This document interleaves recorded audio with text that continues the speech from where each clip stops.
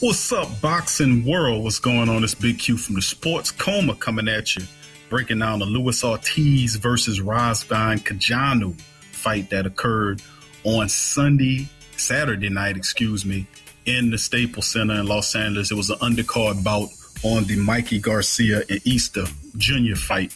And, of course, Luis Ortiz, man, took on Razvan Cojanu. He's 29-1. Ortiz is with 25 knockouts versus Razvan Cojanu, 16-4 with 19 knockouts. So we're bringing our boxing expert in, Eddy Too Mean Johnson, coming in here to talk about the fight. Too Mean, I'm looking at it, man. I'm saying to myself, when this fight was announced, why is Luis Ortiz taking this fight against Razvan Cojanu? And I'm like, this is like one of those fights where I guess is a confidence builder to kind of get back after that tremendous fight that he had against Deontay Wilder, the champ, in which he got knocked out in that fight. So he comes back and knocks out Razvan Cojanu in the second round with a fierce 1-2 combination. What's your thoughts on this fight? It was definitely let me get into the flow. So, you know what I'm saying? That was a great combination punch to knock him out. You know what I'm saying? He got mad skill, you know what I'm saying? Luis Ortiz, he got a lot of skill, man. He got a lot of experience. And he know what he's doing. You know what I'm saying? Take a little warm-up bout before he really jump back into that heat. You hear me? Yeah, I hear you. That's absolutely true. I mean, like I said, he had a 10th round loss to heavyweight champion Deontay Wilder. And that kind of, I guess it kind of shocked him a bit because he never was knocked out before. He never lost up until that point. He's 39 years old, so at this time, I think he has championship aspirations. But the scheduler fight against Cojanu, who in this fight, to my disbelief, Cojanu was taunting Ortiz. He was taunting. I had the nerve to taunt. You don't taunt Luis Ortiz. I mean, and Ortiz responded in kind by knocking his ass out. So, I mean, at the end of the day, it's not even enough analysis to put on this fight, it was already a done deal before the fight started, that we knew Luis Ortiz would beat this guy, that this guy was going to be another victim of King Kong.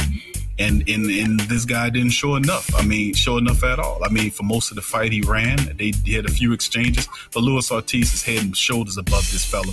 And he got what he deserved in the end, which is a vicious knockdown, which then, like you said, the ring was tilted. Somebody tilted the ring on him, and he fell out a couple of times again to get knocked out. Every time he got up, she went, "Hey, why y'all tilt the ring on me?"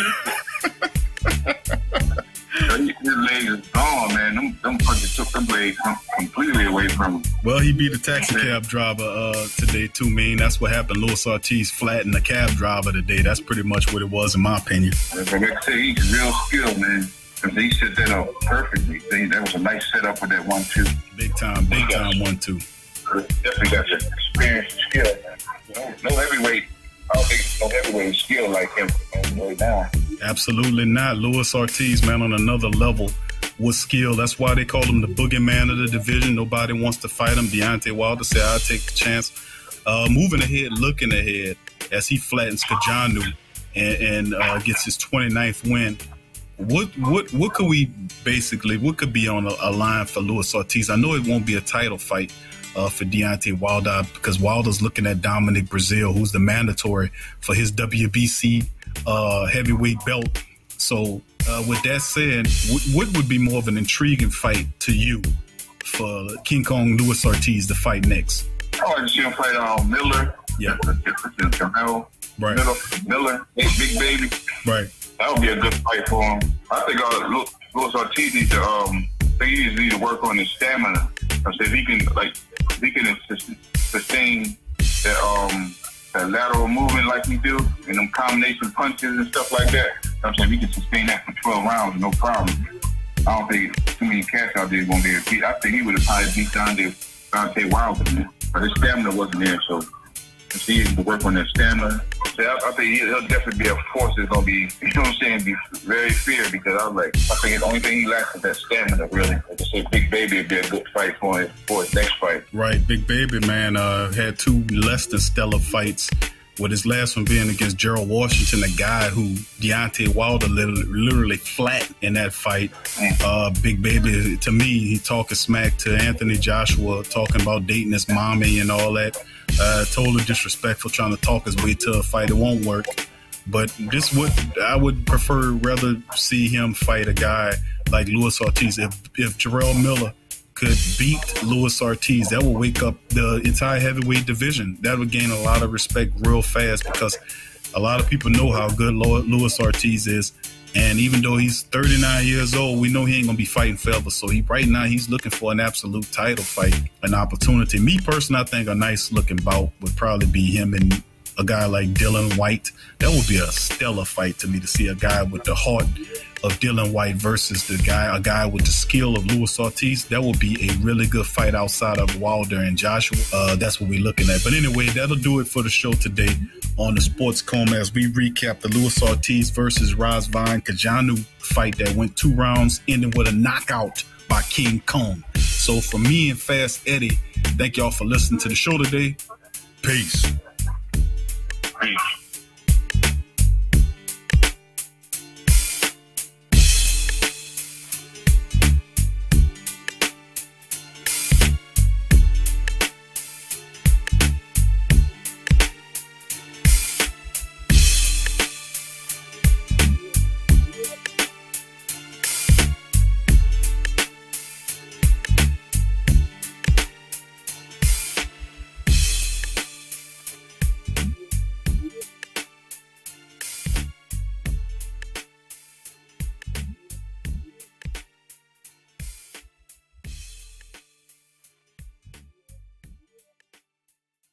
What up, sports world? It's Big Q from the Sports Coma, representing the PRO Media Network, letting you know that the PRO Media Network is in a push now on a mission to gain 10,000 subs. That's right, 10K on the subs. And to help promote to get 10,000, the PRO Media Network is not only going to be doing the shows that you love so much about the Saints, Pelicans, or LSU, but also it'll expand out the biggest stories about the NFL, the NBA, and even include new content dealing with anime, gaming, and even movie reviews in an attempt to expand out its platform. So if you're a fan of the PRO Media Network, the Sports Coma, or the Pelican Post Game Report, and other podcasts made by the PRO Media Network, please join us in our efforts in our mission to get 10,000 subs. Share us with fans, share us with friends, share us with family members, and help the PRO Media Network gain 10,000 subs. Peace.